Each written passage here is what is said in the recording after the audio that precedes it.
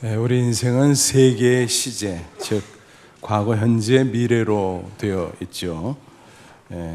과거는 이미 흘러간 시간, 미래는 앞으로 다가올 시간, 오직 현재만이 우리가 직접적으로 상대하며 살아가는 시간입니다. 우리가 오늘 살아가는 이유 중 하나는 미래에 대한 기대 때문입니다. 오늘보다 내일, 현재보다 미래에 더 나아지지 않겠나 하는 기대감입니다. 하지만 미래를 생각할 때 기대만 있는 것은 아니죠. 우려도 없지 않습니다. 우리가 맞이할 미래가 반드시 핑크빛일까? 그럼 얼마나 좋겠습니까?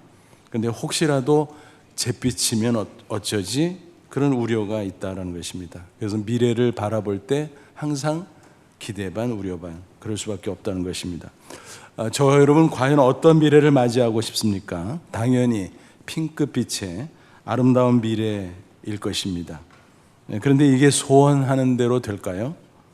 내 마음대로 되는 것은 아니죠. 미래는 내가 마음대로 주관할 수 있는, 컨트롤할 수 있는 것이 결코 아니다라는 것입니다. 미래는 오직 하나님의 손안에 있는 시간입니다. 따라서 가장 아름다운 미래를 맞이하기를 소원한다면 당연히 하나님을 바라볼 줄 알아야 됩니다. 그래서 이 시간 신앙 안에서 아름다운 미래를 맞이하는 비결은 과연 뭘까? 말씀을 통해서 함께 생각해 보고자 합니다. 부디 오늘 말씀을 통해서 미래에 대해서 우려하는 것이 아니라 미래에 대해서 확신을 가지고 아름다운 미래로 힘차게 나아가는 저와 여러분 다 되시기를 주님의 이름으로 축원합니다. 우리가 아름다운 미래를 맞이하기를 원하면 무엇보다 제일 먼저 과거를 잘 정리해야 됩니다. 적지 않은 사람들이 과거를 제대로 정리하지 못해서 현재의 삶을 망치는 경우가 있습니다. 더 나아가 미래를 제대로 준비하지를 못하는 것입니다. 여러분, 우리의 과거는 어떻습니까? 이미 지나간 시간이잖아요. 하지만 그 과거의 기억이 여전히 우리의 현재 안에 존재하고 있습니다. 우리의 기억을 통해서 또 그 영향력도 여전히 우리의 삶 속에 남아 있습니다. 그러다 보니까 자칫 과거에 얽매여서 앞으로 전진하지 못할 수가 있다라는 것입니다. 우리가 정말 하나님을 믿는 성도가 맞다면 신앙 안에서 과거를 깔끔하게 정리할 줄 알아야 될 것입니다. 그럴 때 현재의 삶도 풍성해지고 아름답게 미래도 준비할 수 있을 것입니다. 그러면 어떻게 해야 과거를 잘 정리할 수 있을까요?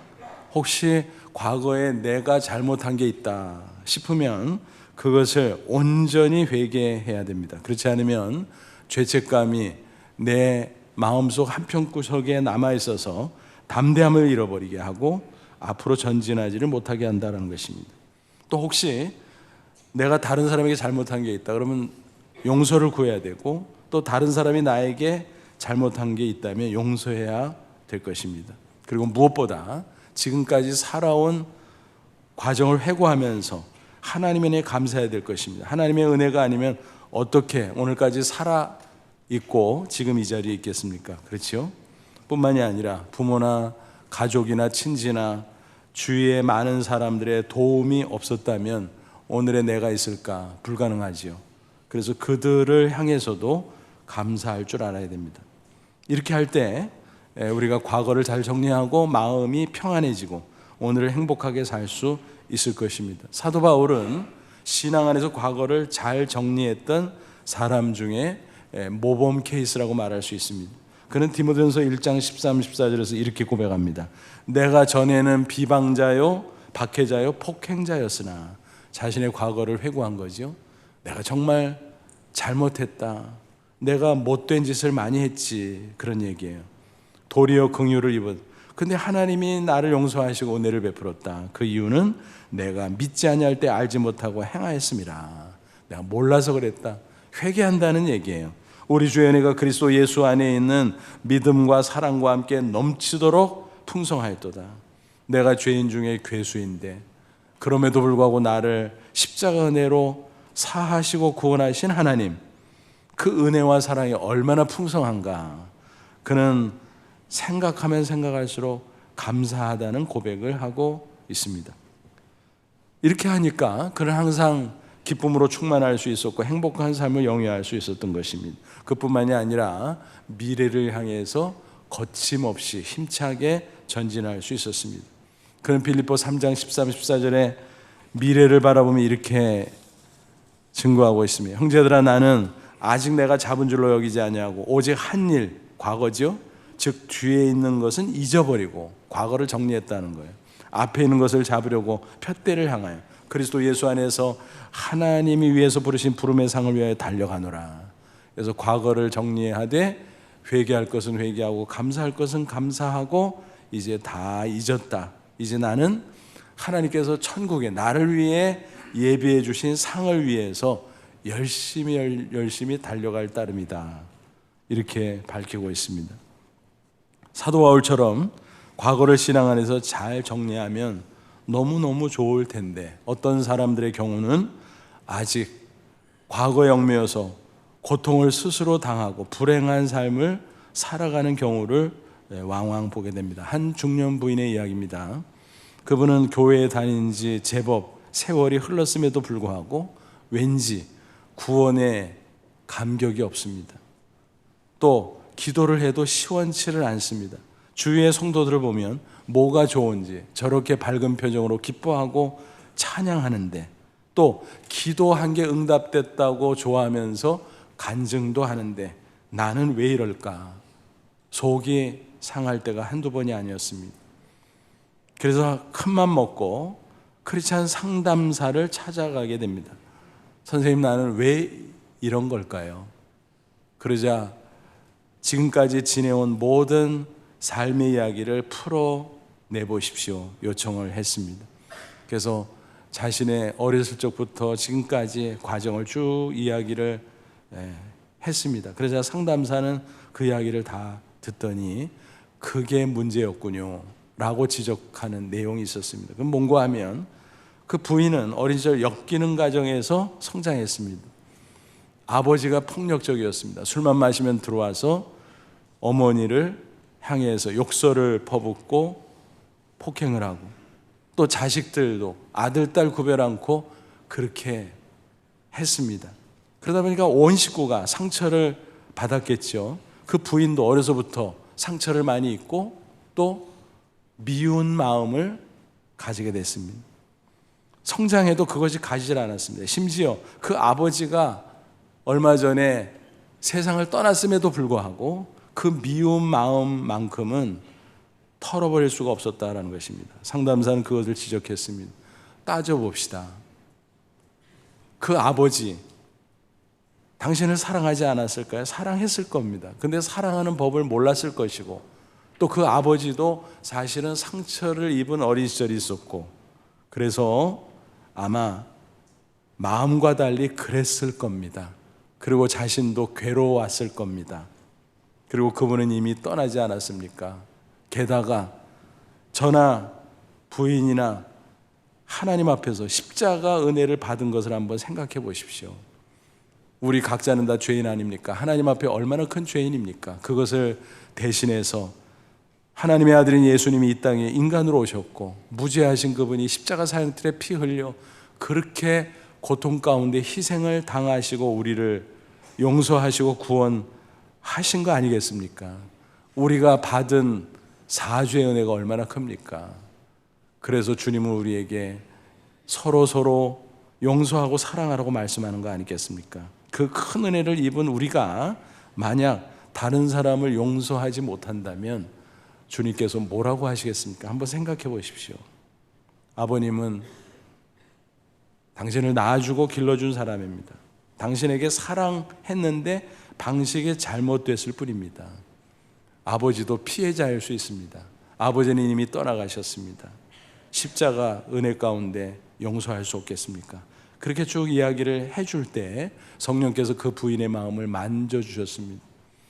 그는 눈물을 흘렸고 회개했습니다. 하나님 앞에 아버지를 용서하지 못한 그 미움에 대해서 회개했습니다. 그리고 비로소 아버지를 마음속에서 용서하고 풀어드렸습니다. 그런데 그 후 신기한 일이 벌어졌습니다. 그렇게 답답했던 마음이 시원해지고 구원의 감격이 넘쳤습니다. 또 기도하면 하나님이 정말 들으시는구나 그런 확신이 있었고, 또 그러다 보니까 하나님의 응답을 체험하는 일들이 자주 있게 됐습니다. 제대로 신앙생활을 하게 된 거죠. 여러분, 과거에 얽매이지 않을 때 이렇게 행복한 삶을 살고 아름다운 미래를 향해 나갈 수 있는 것입니다. 혹시라도 우리가 행복하지 못하다면 그 이유가 혹시 과거를 제대로 신앙 안에서 정리하지 못한 까닭은 아닌가, 우리가 따져봐야 된다라는 것입니다. 아무쪼록 저와 여러분은 혹시라도 신앙 안에서 과거를 깔끔하게 정리하지 못한 부분이 있다면 돌아보고 회개할 것은 회개하고 용서할 것은 용서하고 무엇보다 하나님의 은혜에 깊이 감사할 수 있기를 바랍니다. 그래서 오늘을 행복하게 살고 아름다운 미래를 꼭 맞이하시기를 다시 한번 축원합니다. 그런데 미래는 내가 직접 컨트롤할 수 있는 게 아니라고 했잖아요. 그러면 과연 어떻게 될까요? 미래의 주인이신 하나님께 맡겨야 되지요. 그렇습니다. 하나님 우리를 책임져 줄 수 있는 전능자십니다. 그러므로 그분을 신뢰하면서 그분께 우리의 미래를 의탁해야 된다라는 것입니다. 그럴 때 하나님께서 반드시 책임져 주실 것입니다. 우리의 미래에 대해서 우리는 어떤 자세를 가져야 될까? 오늘 본문이 이야기하고 있습니다. 잠언 27장 1절 다시 한번 읽어보겠습니다. 시작. 너는 내일 일을 자랑하지 말라. 하루 동안에 무슨 일이 일어날는지 내가 알 수 없음이니라. 내일 일을 교만하게 자랑하거나 과신하지 말라. 장담하지 말라. 그런 뜻이죠. 미래는 하나님의 소관인데 내가 마치 좌지우지 할 수 있을 것처럼 착각하지 말라. 그것은 정말 어리석은 것이다. 또 하나님 앞에 잘못하는 것이다 라는 것입니다. 누가복음 12장 보면 예수님께서 어리석은 부자의 비유의 말씀을 주셨죠. 농경시대였는데 한 부자가 있었습니다. 대농이었어요. 농사를 잘 지었습니다. 소출이 많았습니다. 그래서 창고가 좁은 거예요. 증축했어요. 그리고 그 창고 안에 소출과 여러 물건들을 또 구입해서 가득가득 채워 넣었습니다. 그러고 나니까 얼마나 마음이 한가지고 뿌듯한지 스스로 독백을 합니다. 미래를 자랑하며 미래를 스스로 장담하며. 그때 그 모습을 바라보는 하나님의 반응은 어떠셨을까? 예수님께서 말씀해 주십니다. 누가복음 12장 19, 20절 또 내가 내 영혼에게 이르되 영혼아, 독백하는 거예요. 여러 해 쓸 물건을 많이 쌓아뒀으니 평안히 쉬고 먹고 마시고 즐거워하자 하리라 하되 하나님은 이르시되 어리석은 자여 오늘 밤에 내 영혼을 도로 찾으리니 그러면 내 준비한 것이 내 쌓아놓은 것이 누구의 것이 되겠느냐.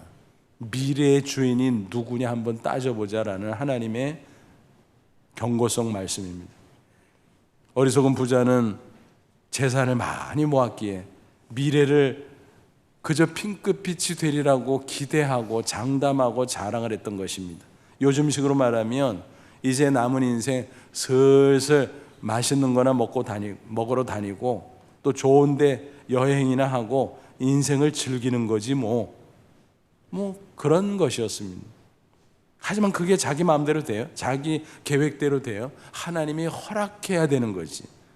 바로 하나님께서 오늘 밤이라도 너의 영혼을 부르면 네 인생이 어떻게 되겠냐 한번 생각해봐라 말씀하셨습니다.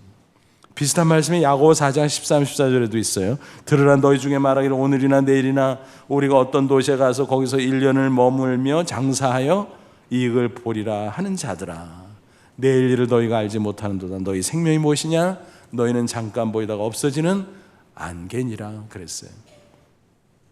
우리가 계획을 하는 것 자체가 나쁘다는 게 아니야. 하나님을 제외시키고 내 마음대로 미래를 설계하면 그대로 될 것처럼 착각하지 말라는 거예요.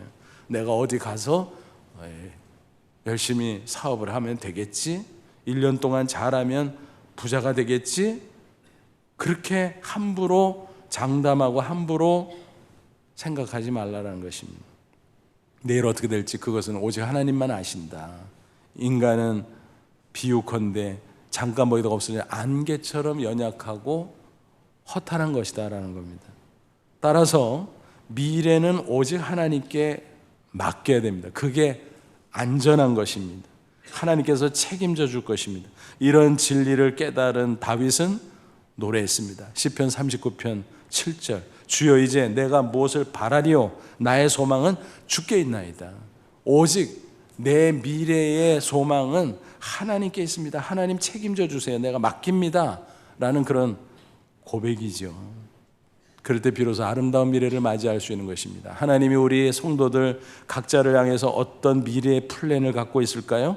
예레미야 29장 11절 증거합니다. 여호와의 말씀이니라 너희를 향한 나의 생각을 내가. 여기서 생각은 플랜을 가리켜요. 우리 각자를 향한 하나님의 플랜. 내가 하나니 평안이요 재앙이 아니라. 우리의 미래를 하나님께서 재앙으로 물들이겠습니까? 아니죠. 평안케 하려는 계획을 갖고 있어요. 너에게 미래와 희망을 주는 것이다. 우리의 미래를 밝은 희망이 넘치는 핑크빛으로 계획하고 계신다라는 겁니다. 그러니까 그 하나님께 신뢰함으로 의탁해라. 그러면 미래를 책임져 줄 것이다라는 것입니다. 그러므로 우리의 할 일은 의탁하는 것입니다. 베드로전서 5장 7절 너희 염려를 다 주께 맡기라. 그러니까 염려하지 말고 염려가 되는 일이 있다면 그 미래의 살을 하나님께 다 맡겨라. 부부만 맡기지 말고 몽땅 맡겨라. 그가 너희를 돌보심이라. 하나님께서 책임져 주신다는 것입니다. 그렇다고 해서 하나님께 토스해 놓고 이젠 됐다. 나는 아무것도 안 해도 되겠지. 막연히 그렇게 기대하고 안일하게 살라는 뜻은 아닙니다. 여러분 그것은 신앙이 아니에요. 요행을 바라고 공짜를 바라는 잘못된 심리라고 하는 것입니다. 이런 이야기가 있어요. 물론 지어낸 얘기입니다만 한번 들어보세요. 한 남자가 걸어가고 있는데 길가에 이발소가 눈에 띕니다. 그런데 문에 광고문이 적혀 있었어요. 내일은 공짜. 야, 내일은 공짜? 군침이 돌았어요. 왜냐하면 아직 이발할 때가 채 안 되기는 했지만 공짜인데 내일 와서 이발이나 해야 되겠네 하는 생각이 들었던 것입니다. 다음 날이 됐어요. 기분 좋게 이발소에 들어갔어요. 그리고 앉아서 이발을 다 했습니다. 너무 기분이 좋았습니다. 그래서 일어나서 고맙습니다 하고 돌아서서 가려고 하는데 이발사가 말을 합니다. 아저씨 요금 주고 가셔야죠. 에? 오늘 공짜라고 해서 왔는데 밖에 나가서 다시 보세요. 뭐라고 써 있어요? 내일은 공짜. 그러니까 오늘은 공짜가 아니죠. 웃기는 이야기 같지만 지어낸 얘기겠지만 어쨌든 공짜를 바라면 그렇게 된다는 교훈적인 이야기인 것입니다. 그러니까 무슨 말이에요? 우리가 미래를 하나님께 맡기되 나는 이제는 신경 끄고 살아도 하나님이 알아서 다 해요. 그런 식의 자세는 신앙적 태도가 아니라는 것입니다. 그것은 소극적이고 무책임한 거죠. 지금 내가 할 일이 있다는 거예요. 미래를 모르지만 맡겨놓고 오늘 내가 할 수 있는 것은 현재 지금은 내가 관리할 수 있는 시간이기 때문에 해야 된다는 것입니다. 어떤 것들을 해야 될까요? 비전을 품고 할 수 있는 최선을 다하고 또 기도함으로 하나님께 미래를 맡겨야 된다라고 하는 것입니다. 비전은 무엇입니까? 마음속에 그린 미래의 그림입니다. 마음속의 그림. 이게 있을 때 우리는 미래를 향해서 전진할 수 있습니다. 동기부여가 되고 원동력이 될 수 있습니다. 잠언 29장 18절 증거합니다. 묵시가 없으면 백성이 방자에 행하거니와. 방자에 한다는 것은 제멋대로 살다가 망한다 그런 뜻이에요. 뭐가 없으면요? 묵시가 없으면. 이 묵시라는 말을 영어 성경에서 조금씩 색다르게 번역을 하고 있어요. 킹 제임스 버전은 원문에 가까운데 Where there is no vision. 그래서 비전이 없으면 NIV도 뭐 비슷한 내용이지만 조금 달라요. Where there is no revelation. 계시가 없으면. 그러니까 여기서 말씀하는 비전이라고 하는 것은 세상 사람들이 흔히 세속적인 관점에서 자기의 욕심을 따라 미래를 설계하는 그런 세속적인 꿈과는 좀 다른 것이구나. 하나님의 말씀인 계시에 기초한 것이구나. 내 미래에 관한 것이지만 하나님이 기대하고 바라시고 원하시는 그런 꿈이구나 하는 것을 알 수 있겠죠. 그렇습니다. 세속적인 욕망을 따라 꾸는 꿈, 즉 야망이라고 말할 수 있겠죠. 그것은 성취되기도 힘들죠. 성취되지 못하면 좌절하겠죠. 근데 성취해도 결국은 허무해지는 것이 원리입니다. 그래서 우리는 하나님의 계시에 기초한 거룩한 꿈을, 미래를 바라보면서 그려야 되죠. 그게 비전입니다. 그럴 때 하나님께서 이루어 주시고 또 그 과정 속에서도 기쁨을 주시고 그렇게 하신다라고 하는 거예요. 그래서 비전을 품는 것이 아름다운 미래로 가는 중요한 원동력이다 하는 것을 꼭 기억할 수 있기를 바랍니다. 두 번째는 아름다운 미래를 위해서 지금 내가 할 수 있는 최선을 다해야 된다라는 것입니다. 누누이 말씀드리는 미래는 하나님의 손 안에 있어요. 내가 컨트롤할 수 있는 게 아니에요. 그러니까 미래에 대해서 할 수 없으니까 사람이 괜히 염려하는 거예요. 그러니까 염려하는 대신에 내가 할 수 있는 것을 찾아서 최선을 다해라라는 것입니다. 여러분, 미래가 하나님의 소관이기 때문에 하나님에게 기뻐하게 해드려야 하나님이 좋은 미래를 주실 거 아니겠습니까? 하나님은 최선을 다하는 사람을 기뻐하십니다. 그래서 최선을 다하라고 성경은 누누이 말씀합니다. 예수님께서 말씀하셨어요. 마태복음 6장 33절 34절. 그런즉 너희는 먼저 그의 나라와 그 일을 구하라. 그러면 이 모든 것은 너희에게 더하시리라. 하나님의 나라가 뭘까요? 하나님의 통치를 가리킵니다. 여기서는. 그러니까 하나님의 다스림을 받으면서 살아라.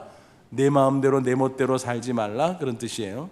또 하나님의 의를 구하라. 하나님의 의는 여기서 하나님의 선한 뜻을 가리켜요.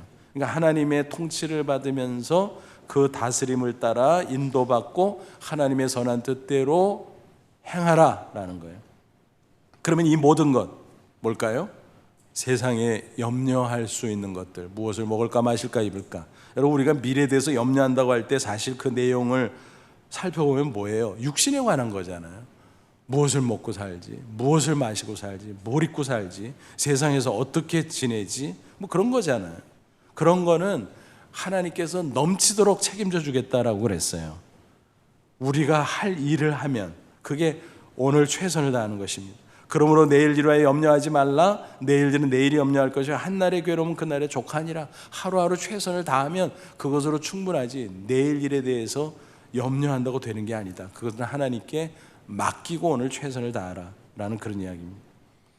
많은 사람들이 그런데 안타깝게도 최선을 다하지 않아요.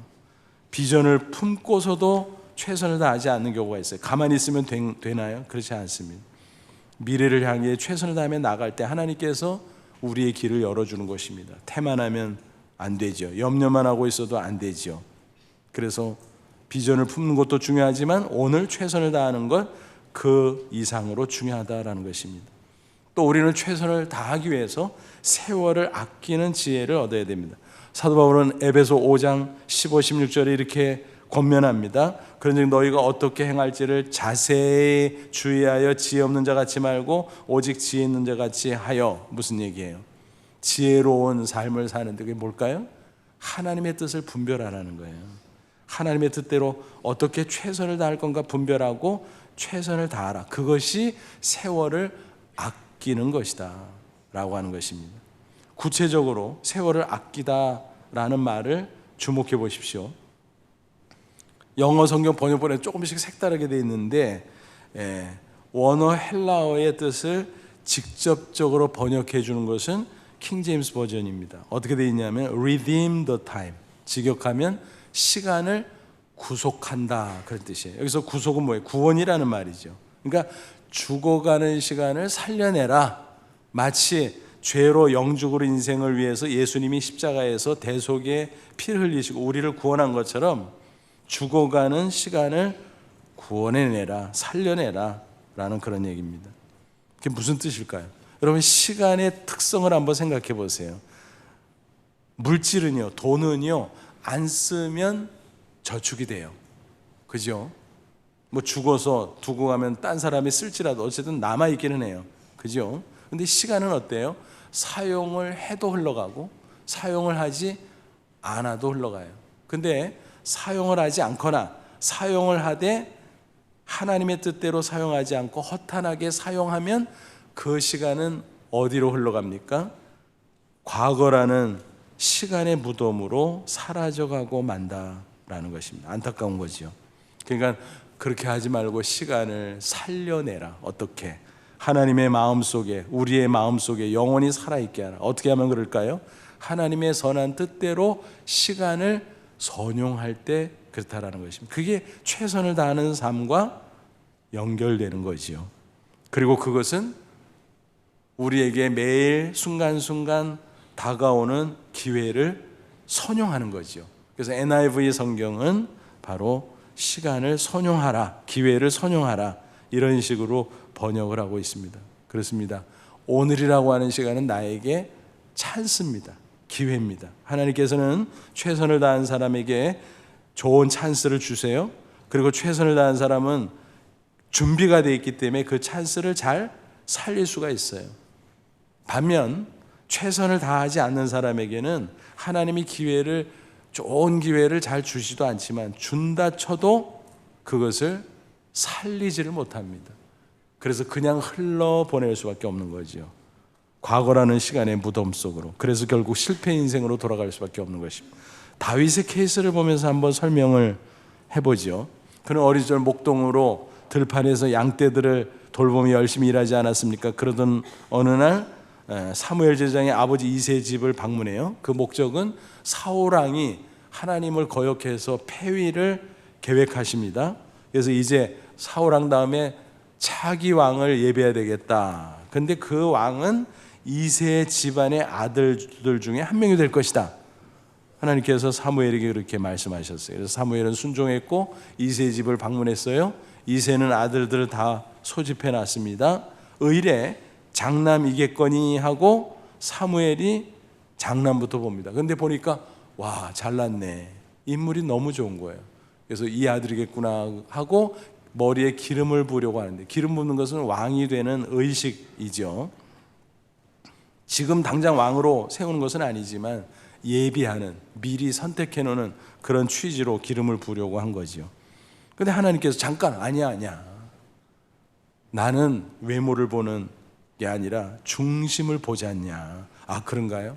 그럼 차남일까요? 차남을 보니까 야, 잘났다, 더 잘났네, 그래서 그랬나 보다 하고 기름을 부으려고 하는데 차남도 아니라는 거예요. 삼남도 아니고 계속.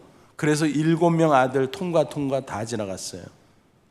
사무엘이 당황했어요. 분명히 이 집이라 그랬는데 내가 잘못 들었나? 아닌데 맞는데. 그래서 이새에게 물었어요. 다른 아들은 없어? 그러니까 이새가 겸연쩍은 모습으로 대답을 했겠죠. 막내가 있기는 한데요. 그때 상황을 사무엘상 16장 11절 이렇게 증거합니다. 사무엘이 이새에게 이르되 내 아들들이 다 여기 있느냐? 이새가 이르되 아직 막내가 남아 있는데 그는 뭐하고 있다고요? 양을 지키나이다. 저 들판에 있습니다. 일하고 있습니다. 그러니까 사실 막내라고 천덕꾸러기 같이 혼자서 그 잔치에 참여하지 못하고 들판에서 양떼를 돌보고 있는 다윗의 모습을 상상할 수 있겠죠. 사무엘은 빨리 불러와라, 사람 보내서. 그래서 사람이 부르러 갔고 다윗은 부름을 받고 막 달려왔겠죠. 땀을 뻘뻘 흘리면서 먼지 투성이가 됐을 거예요. 행색은 어땠을까요? 작업복 차림 얼마나 초라했을까요? 근데 그 얼굴을 보니까 빛이 나는 거예요. 그 안에 신앙이 있었거든요. 그 최선의 삶을 사는 다윗을 하나님께서 보고 계셨고 그를 선택했고 그에게 기름을 붓게 하셨다라고 하는 거예요. 여러분, 다윗에게 찬스가 온 거죠. 최선을 다하다 보니까 그 최선을 다하는 모습을 하나님이 보시고 그를 선택한 거예요. 또 그 다음 장 사무엘상 17장을 보면 어느 날 아버지 이새가 다윗에게 심부름을 시켜, 야, 너 형들 군대 나갔잖아. 근데 소식을 들으니까 블레셋 군사들이 침공을 해가지고 전투가 벌어졌대. 그래서 양쪽이 전투를 벌일 텐데 내 형들이 어떻게 되는지 내가 걱정된다. 야, 가서 면회 좀 하고 안부 좀 확인하고 와라. 다윗은 군말 없이 순종했습니다. 그때 어떤 일들이 벌어지나요? 사무엘상 17장 20절 21절 다윗이 아침에 일찍 일어나서 양 지키는 자에게 맡기고 이새가 명령한 대로 가지고 가서, 뭐 음식도 많이 싸줬겠죠. 그것을 가지고 가서 진영에 이른즉 마침, 이 마침이라는 단어가 굉장히 중요해요. 그러니까 다윗은 매일 하는 대로 최선을 다하고, 그날도 아버지가 심부름 시키니까 알았어요. 사실 전쟁 났다 그러는데 두렵지 않았겠어요? 또 거기까지 멀리 찾아가는 게 귀찮지 않았겠어요? 근데 군소리가 없이 그냥 순종한 거예요. 늘 최선을 다하는 사람이니까. 근데 딱 갔는데 마침 타이밍이 맞았어요. 양쪽 군인들이 대치하고 있는 거예요. 군대가 전장에 나가 싸우려고 고함치며 이스라엘과 블레셋 사람들이 전열을 벌이고 양군이 서로 대치하였더라.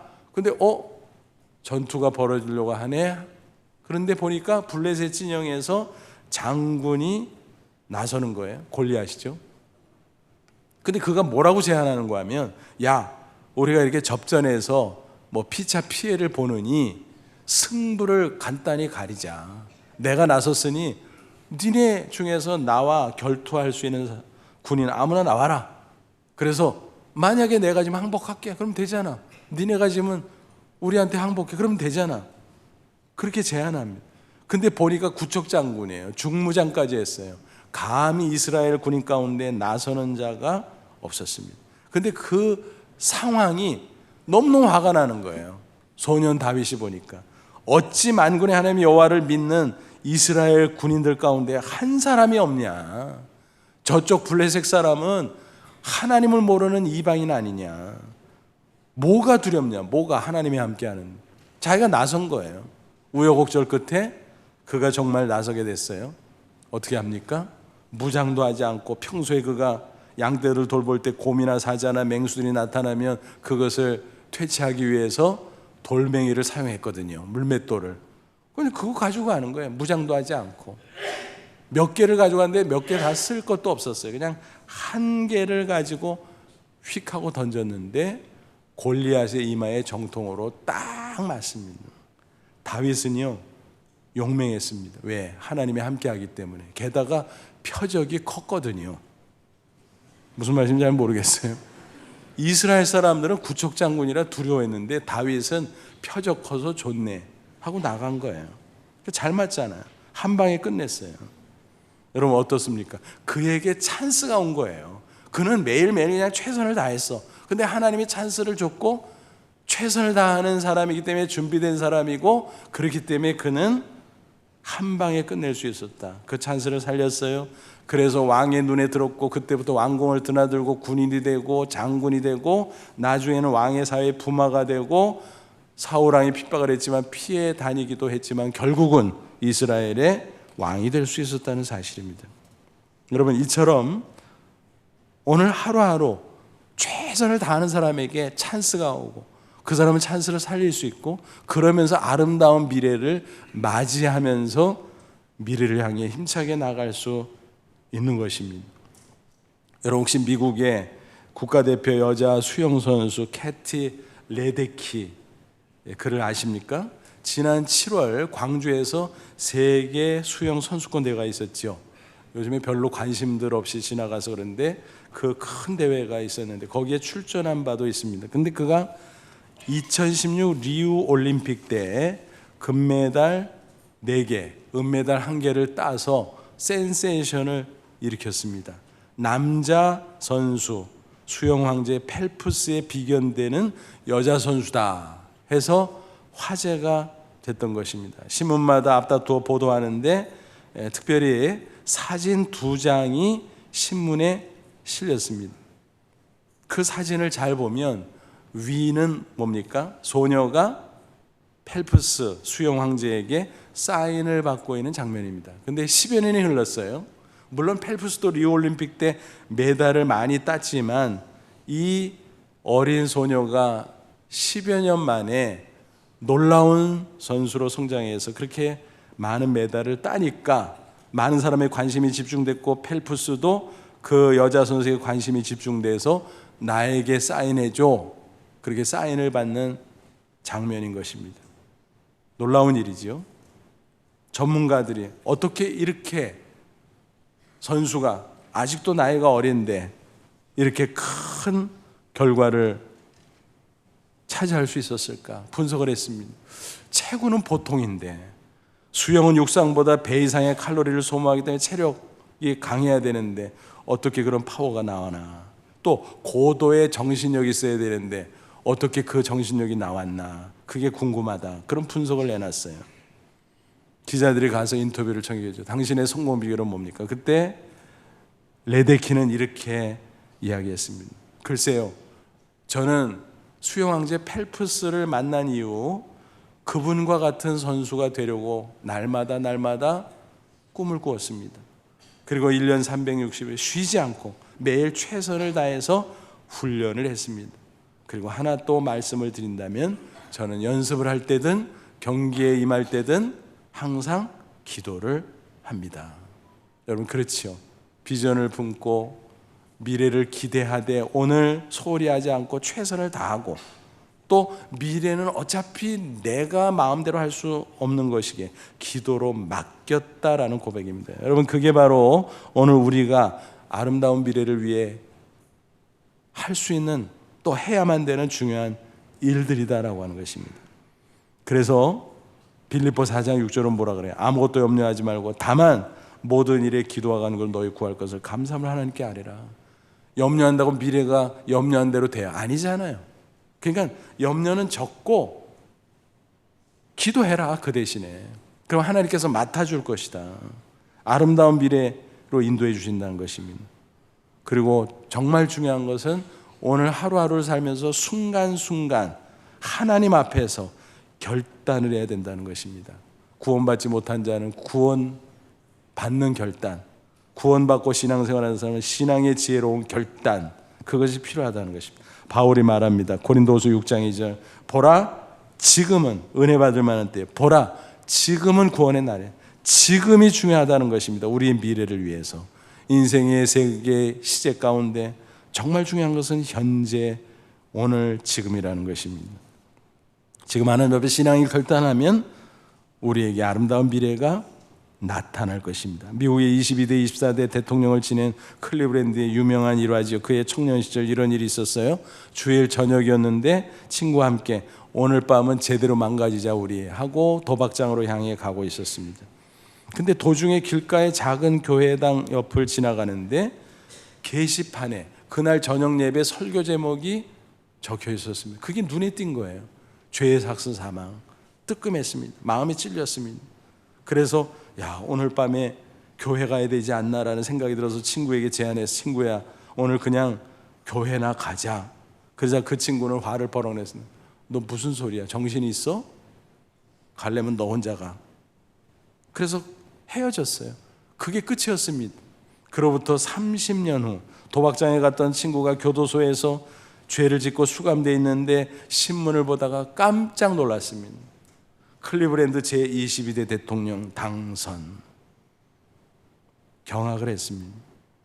그 순간의 결단이 미래를 완전히 갈라놓은 것입니다. 클리브랜드는 그날 밤에 예배 중에 말씀을 듣고 회개했고, 그 후로 신앙생활을 착실히 했고, 매일매일 최선의 삶을 살았고, 그러다가 아름다운 미래를 맞이하게 되었던 것입니다. 저와 여러분도 마찬가지입니다. 과거를 회고하면서 회개할 것은 회개하고, 용서할 것은 용서하고, 감사할 것은 감사함으로 잘 정리할 수 있기를 바랍니다. 그리고 미래는 내가 주관할 수 있는 것이 아니게 하나님께 의탁하고, 오늘 매일매일 우리가 최선을 다하고, 또 미래를 기도 가운데 꿈꾸고, 또 기도로 미래를 하나님께 맡길 수 있기를 바랍니다. 그럴 때 우리가 열심히 살아가는 과정 속에서 아름다운 미래가 내 앞에 다가오게 될 것입니다. 부디 그런 아름다운 미래의 주인공이 다 되시기를 주님의 이름으로 축원합니다. 기도하겠습니다. 오늘 말씀 붙잡고 기도하지. 하나님, 그렇습니다. 나도 아름다운 미래를 맞이하고 싶습니다. 그런데 미래를 내 마음대로 할 수 없기에 하나님께 맡깁니다. 지나간 과거 감사하게 하시고, 오늘 하루하루 순간순간 결단하고 미래의 꿈을 꾸며 최선을 다하며 기도하게 하옵소서. 그래서 하나님이 예비해 두신 아름다운 미래를 맞이하게 하옵소서. 다 같이 간절한 마음으로 기도합니다. 하나님 아버지, 은혜를 진심으로 감사합니다. 이 시간 주의 말씀으로 우리를 권고하시니 감사합니다. 이 말씀대로 우리가 지나온 과거 다 신앙 안에 정리하고 감사하게 하시고 미래를 꿈꾸되 하나님께 맡기며 오늘 최선을 다하고 기도하게 하옵소서. 그래서 우리가 미래를 향해 나아갈 때 하나님께서 예비하신 아름다운 미래를 또 맞이하고 또 맞이하며 우리의 인생이 아름다운 모습으로 세워져 갈 수 있도록 축복해 주시옵소서. 예수님의 이름으로 기도하옵나이다. 아멘.